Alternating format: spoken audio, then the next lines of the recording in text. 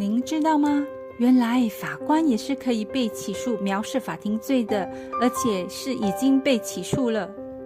藐视法庭这个课题是很多人，包括律师都不敢谈的课题。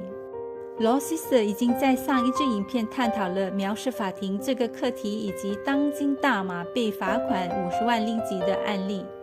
在这支影片里， Law Sister 会跟大家分享马来西亚人民被判藐视法庭罪的案例，以及法官被提控藐视法庭的案例。如果您想知道那些被判藐视法庭罪名成立的人有什么样的下场，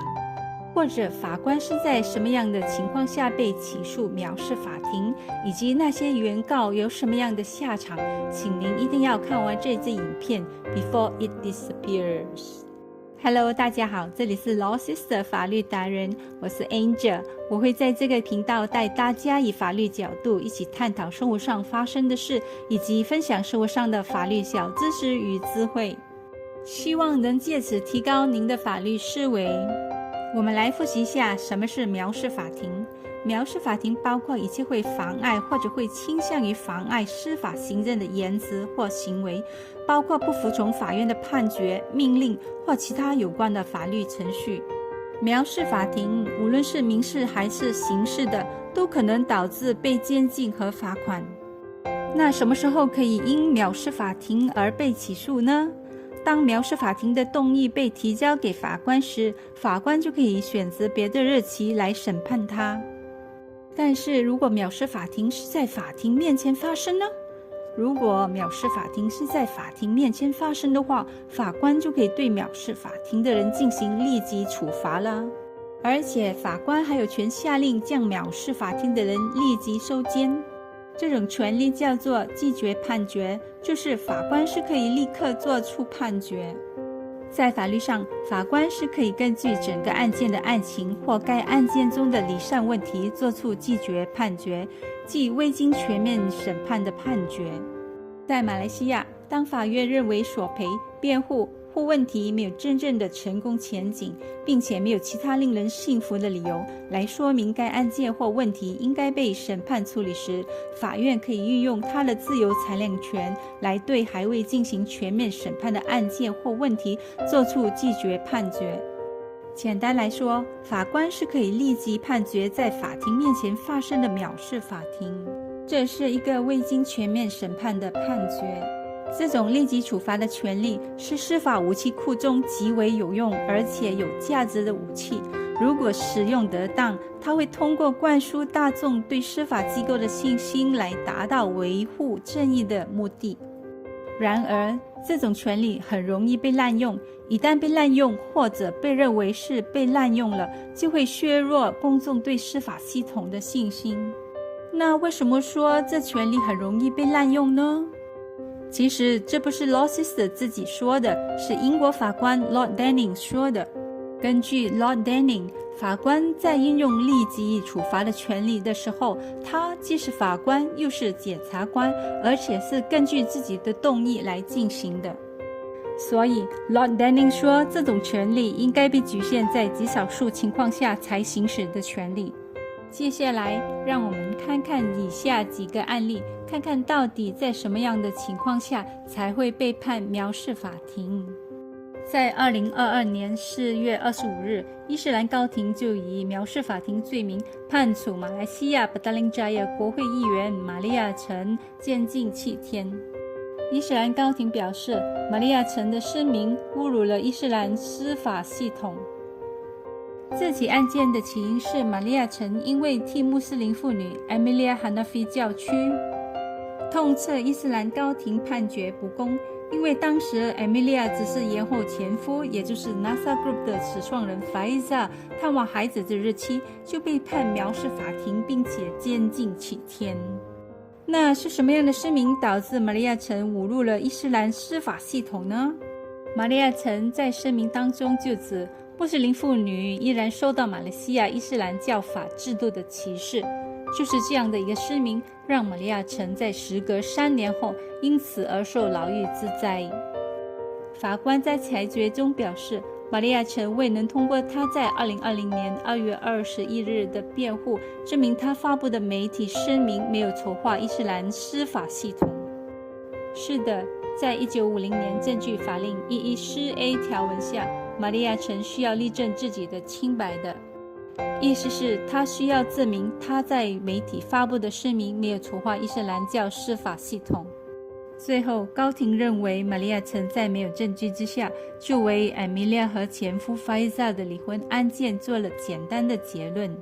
玛利亚曾更不应该质疑伊斯兰高庭履行职责，因此而对她下监禁判决。这是一件令人感到伤心的案件，因为玛利亚曾是批评了一件别人犯了藐视法庭而被判处7天监禁的案件，反而造成自己也因此犯了藐视法庭而被判处7天监禁的后果。您会不会觉得这是一个很严重的判决呢？是吧？其实跟接下来的案例比较，这已经算是轻判了。在2019年4月，联邦法院对律师 Arun Gassi 判处藐视法庭30天监禁，罚款4万令吉。理由是因为他发表了2篇批评联邦法院在 PCB Construction 对 Lip Modulation 判决的文章。接下来的案例是轰动全马的藐视法庭案件。在安华阿诺伊布拉辛贪污案件审判当中，安华的律师之一 Zainu Zakaria 因为指控检察官伪造针对安华的证据，并且拒绝道歉，最后被主审法官 Justice Augustine Paul 以藐视法庭罪判处3个月的监禁。还有一位可怜的律师在法庭上被判藐视法庭罪，因为他未能针对在听证会当天缺席的当事人做出令法官满意的解释。接下来我们进入正题，就是法官是如何被提控藐视法庭的呢？谁又可以做出这样的提控呢？有2类人可以提起藐视法庭的诉讼。第一类人是法院本身，第2类人是司法部长或任何对此事有利害关系的人。在马来西亚，Law Sister 暂时还没有看过法院本身或者是司法部长对任何法官提起藐视法庭的诉讼。但是 Law Sister 倒知道3起法官因被声称藐视法庭而被有利害关系的人起诉的案例。那谁是有利害关系的人呢？在藐视法庭诉讼里的关键词是妨碍司法行政。但是司法行政不只是在法官手中，马来西亚律师协会也是司法行政或司法程序里的合作伙伴。在司法行政或程序里，法官是和律师协会一起携手合作的。因此，有一个犯错的法官或犯错的藐视者，都是对伸张正义宝座的纯洁性的威胁。而律师也是法庭的官员 Officer of the Court。因此，马来西亚律师协会和律师们都是藐视法庭案件里有利害关系的人。这里想要分享马来西亚上诉法庭法官 Gopasri Ram 在李灿亮案件中的告诫。他说，律师工会是法院履行职责的重要合作伙伴，就是确保公众和诉讼当事人不受污染地伸张正义。而藐视法庭诉讼是为了保护和捍卫正义本身的完整性，它不是为了保护个别法官的自以为是或是他们的个人自豪感。因在小事上被冒犯或在琐事上被激怒而使到辩护律师受到藐视诉讼的程序，既不符合法官的最佳传统，也不会提高法院的尊严。律师平日已经承受着相当大的压力，要尽其所能调查客户的案件，法官不应通过提起压迫性的藐视法庭诉讼程序来加重这一负担。Law Sister 衷心感谢 Gopasri Ram 法官的告诫。一般来说，任何一方，无论他是谁，谁干涉司法行政，谁就是藐视法庭。所以有人就问，法官的义务是守护者，作为法律、正义和公众对法律制度的廉政性的信心的守护者。如果他们违反了这个守护者的义务，为什么他们不可以被起诉呢？但是1964年的法院法令第14条赋予法官和任何司法人司法豁免权。目的是为了确保法官可以独立地执行司法，而不用担心个人后果。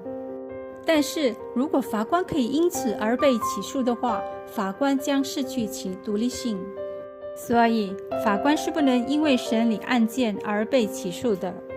此外，也有人说，法官的道德行为是受2009年法官道德准则的约束，而且这个准则已经提供了一个处理法官不当行为的平台。另一方面，马来西亚著名已故律师 Garbhad Singh 也说过，法律面前人人平等，即便是法官也不能随心所欲地行事，因为他们是受到法律、法规和公约的约束的。所以基于以上的原因，在马来西亚就发生了3起法官因藐视法庭的指控而被传召的案件。第一起这样子的案件是在1989年发生的。这一起案件是和1988年马来西亚最高法院的几位法官，包括最高法院主席 Tun Salleh Abbas，the Lord President of the Supreme Court of Malaysia， 被革职的事情有关联。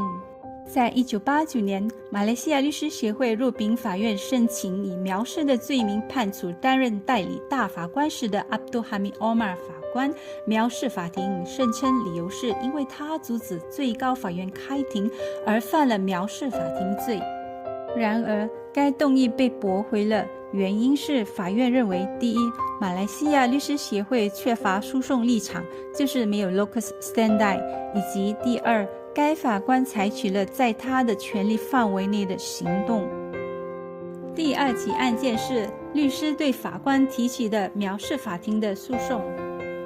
一名律师因高等法院的法官下令将他的客户在高等法院的请愿书驳回，而对该法官提起藐视法庭的诉讼。但是最后这位律师却反而被法官判藐视法庭罪。第3起案件也是律师对法官提出的藐视法庭诉讼。在安华 Anwar Ibrahim 贪污案件审判当中，安华的律师之一 Christopher Fernando 在动议中提出对主审法官 Justice Augustine Paul 藐视法庭的控告。Christopher Fernando 声称该法官在审判中对他发表了不愉快和侮辱性的语言。在上述贪污案件的审判中，主审法官 Justice Augustine Paul 发表了以下的言论：如果他说话的方式像动物，我们不能容忍他，我们应该射杀他，他应该改过。而对该法官提出藐视法庭的诉讼。但是奇怪的是，这个案例并没有被报道，他只是在安诺伊布拉希姆2002案例中有被提及。这是相当可惜的，因为法院并没有着手针对法官 Augustine Paul 藐视法庭的指控作出裁决，因为法院均表示将在以后裁决这些问题。直到今天，此案件仍然在审理中。由于诉讼的双方，即是法官和律师都已经去世了，因此很可能会结案。说到这里，你们可能很想知道，到底法官会不会因为藐视法庭而被判罪呢？如前面所说的，这个问题的答案是否并不明确。与印度相比，马来西亚对法官藐视法庭的立场并不明确，因为印度的法律明确规定，法官是可以被判藐视自己的法庭的。最后 Law Sister 想要跟大家谈谈的是，什么是司法权威。根据中国清华大学法学院教授张伟健教授提到，藐视法庭行为不限于当事人、律师或者一般民众。如果司法人员不能公正履行自己的司法职责，比如法官徇私枉法，那么藐视法庭的人正是这类法官之己。如果司法被强权裹挟，被金钱污染，即使判再多的藐视法庭罪案件，人们在内心也建立不起来对司法的尊重。如果司法腐败和专横得不到清除，对于法庭的藐视就会暗中弥漫。经验告诉我们，司法越公正就越有权威，人民享受的自由就越多，司法受到人民的尊重就越大。是的， Law Sister 也是这么想，司法权威其实就是人们内心对司法的尊重和拥护。好啦，今天的影片就到此为止。这里是 Law Sister 法律达人。如果你想让我们探讨什么话题的话，记得留言让我知道。别忘了订阅 Law Sister 法律达人的 YouTube 频道。谢谢，我是 Angel，我们就在下一集见啦，拜拜。